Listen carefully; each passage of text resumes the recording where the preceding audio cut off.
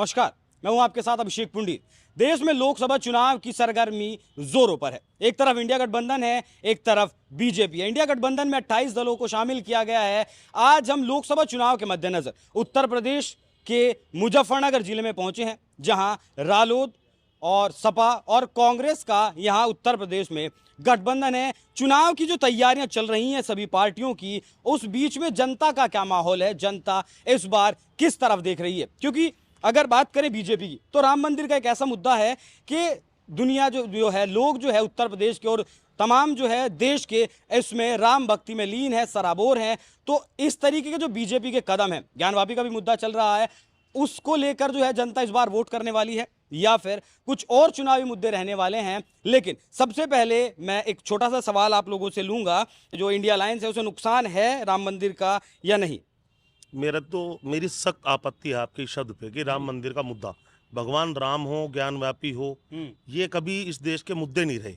ये आस्था का विषय है, लोगों के दिलों में धर्म बसता है और लोग धर्म से संस्कार लेकर जीने का काम करते हैं। नहीं, क्योंकि विपक्षी पार्टियों का कहना है कि ये बीजेपी का प्रोग्राम था। जो प्राण प्रतिष्ठा हुई 22 तारीख में, वो बीजेपी का प्रोग्राम था, आरएसएस का प्रोग्राम था और ये पूरा प्योर पॉलिटिकल प्रोग्राम था। इसीलिए मैंने आपसे सवाल किया है। मैंने आपसे शुरू में कहा ना, भगवान राम, ज्ञानव्यापी, धर्म, आस्था, ये इस देश के मुद्दे नहीं रहे, आस्था रही है। जो पार्टी इनको मुद्दा बनाना चाहती है वो कहीं ना कहीं आम जनता के मुद्दों पर फेलियर है, तो कहीं ना कहीं भगवान की आड़ लेके अपनी कमजोरियों को छुपाने का प्रयास कर रही है।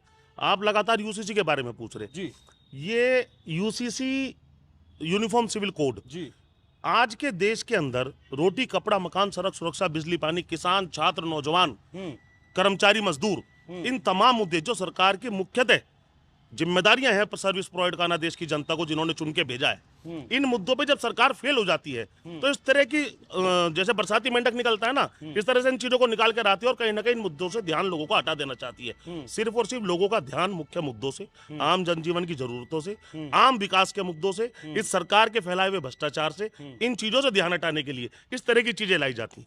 देखिए, ये तो बीजेपी का अक्सर से रहा है। 2014 में जीते, उसके बाद भी एंटी इनकम्बेंसी आई होगी, 2019 में जीते। तो इस बार 2024 का क्या रुझान है? अगर मैं सिर्फ उत्तर प्रदेश की बात करूं, जिस तरीके से कांग्रेस का गठबंधन है, आरएलडी का गठबंधन है और समाजवादी पार्टी का गठबंधन है, समाजवादी पार्टी यूपी में मुख्य विपक्षी पार्टी की भूमिका में है।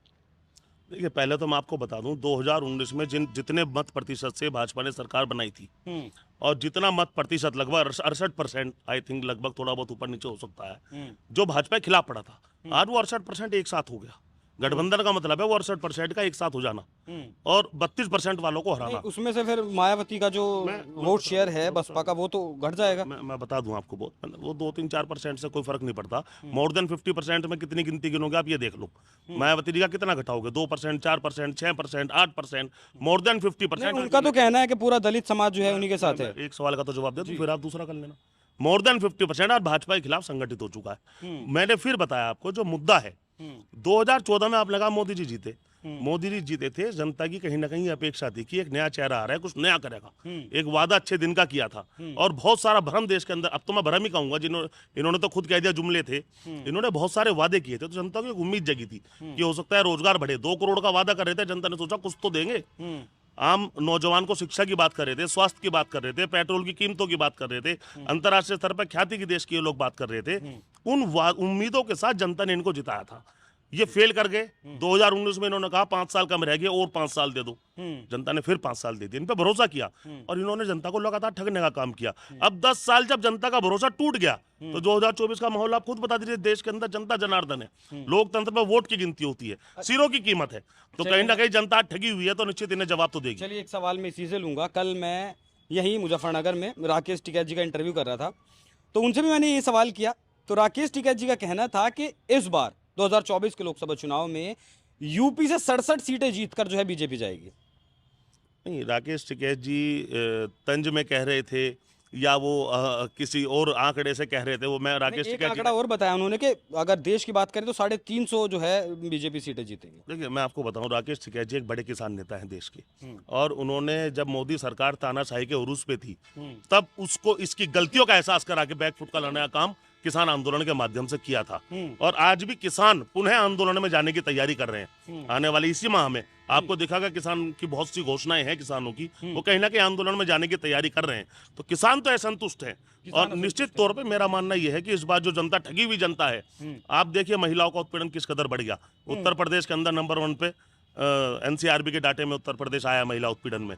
महिलाओं का उत्पीड़न है, सरेआम गोलियां मारी जा रही हैं, किसानों की फसलें जानवर चर रहे लगातार, किसान परेशान है।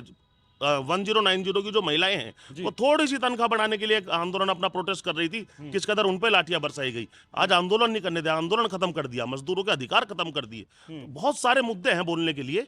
जनता ठगावा महसूस कर रही है और 2024 में परिणाम देगी। ठीक है, ऐसा है। किसान की जहां तक मांग की बात है, किसान तो ये कह रहा है कि 67 में जो सोने का रेट था और आज जो सोने का रेट है, जिस प्रकार से अन्य पदार्थों के रेट बढ़े हैं, उसी अनुपात में फसल के भी बढ़ाए जाए। किसान की मांग तो ये है। लेकिन किसान की जो मूलभूत मांग है 450 गन्ने के रेट की मांग है और मिनिमम सपोर्ट प्राइस एमएसपी की किसान की मांग है। एमएसपी को लेकर तो सरकार ने धोखा दे दिया। किसानों का 1 साल का आंदोलन जिसमें 800 से ज्यादा किसान शहीद हो गए, सरकार ने इस वादे के साथ वो धरना उठाया था कि हम एमएसपी पर कानून बनाएंगे, और आज मेरे ख्याल से 2 साल 2.5 साल के लगभग होने जा रहे, एमएसपी पे कानून नहीं लाई। तो किसानों को तो सरकार ठग भी रही, धोखा भी दे रही।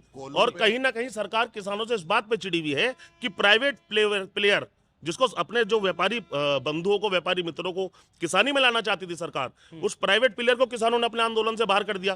तो सरकार तो अपनी फ्रस्ट्रेशन किसानों के ऊपर निकाल रही लगातार।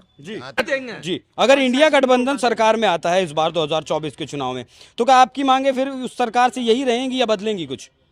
नहीं, अगर इंडिया गठबंधन सरकार में आएगा तो निश्चित तौर से हम लोग सरकार में रहेंगे। और जो हमारा मैनिफेस्टो है, हमारा इतिहास है समाजवादियों का, 2012 का जो मैनिफेस्टो था जब सरकार बनी थी समाजवादियों की, हमने 95-98% तक उस मैनिफेस्टो पे घर उतरने का काम किया था। और मैंने कई बार बीजेपी के लोगों को चुनौती दी कि 2012 का मैनिफेस्टो हम ला रहे, 17 का आप लियो, मैनिफेस्टो पे चर्चा कर लो। लेकिन बीजेपी के लोग चर्चा से भागते हैं मैनिफेस्टो पे। तो आज जो हम मैनिफेस्टो लाएंगे, जो मुद्दे हम देंगे, जो वादे हम करेंगे, वही हमारा नेचर है, वही हमारा व्यवहार है, वही हमारे नेता सोचते हैं कि अपने जो वादे होंगे, जो मैनिफेस्टो होगा, उस पर खरा उतरने का प्रयास करें। 12 से 17 तक सपा की सरकार रही, उसके बाद 17 में चुनाव हुआ, बीजेपी जीती। 2022 में चुनाव हुआ, वहां बीजेपी जीती। समाजवादी पार्टी जो सबसे मुख्य पार्टी, विपक्षी पार्टी है, वो 111 सीटों पर जीत दर्ज कर पाई। तो दूसरा टर्म चल रहा है बीजेपी का। आने वाले वक्त में क्या रणनीतियां हैं आपकी, जिससे जो है आपकी पार्टी चुनाव का जो समीकरण उसमें जीत में जा सके? देखो भैया, सरकार जो आती है ना, किसी की भी आए, वो बहुत जिम्मेदारी दायित्वों के साथ आती है। वो जो कुर्सी है ना मुख्यमंत्री की, वो दायित्वों के वजन से भरी हुई कुर्सी है।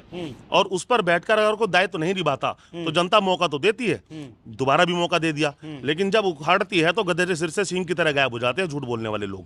भाजपा 2002 के बाद 2017 में सरकार में आई थी, और वही 2014 वाला जो पैटर्न था, वादे, जुमले, बहुत लंबी लंबी बड़ी बड़ी बातें की थी। और आप देख लीजिए 2022 के अंदर बीजेपी के लोग चर्चा से भागते नजर आए। लेकिन फिर जनता ने किस उम्मीद पे, हमारे नेता तो कहते हैं कि कहीं ना कहीं, और हमें उनकी बात पे यकीन है कि सरकार समाजवादियों की बन रही थी, प्रशासनिक धन का दुरुपयोग करके हमारी सरकार को छीन लिया गया। जनता के जनमत का अपमान इन लोगों ने किया। और ईवीएम को लेकर लड़ाई कितनी बढ़िया लड़ी जा रही है। लेकिन अब 2024 में और 2027 में इन्हें बेईमानी भी नहीं करने देने का, और जनता इन्हें हराने का काम करेगी। जिस तरीके से बीजेपी ने उत्तर प्रदेश में मिशन 80 लॉन्च किया है, उसी तरीके से इंडिया गठबंधन का कहना है कि इस बार बीजेपी को 80 की 80 सीटों पर हराया जाएगा। तो जाहिर तौर पर 2024 का लोकसभा चुनाव बीजेपी के लिए बहुत आसान नहीं होने वाला है, क्योंकि इंडिया गठबंधन ने भी अपनी कमर पूरी तरीके से 2024 के चुनाव के लिए कस ली है। यह चर्चा आपको कैसी लगी? अपनी राय हमें कमेंट कर जरूर बताइएगा। नमस्कार।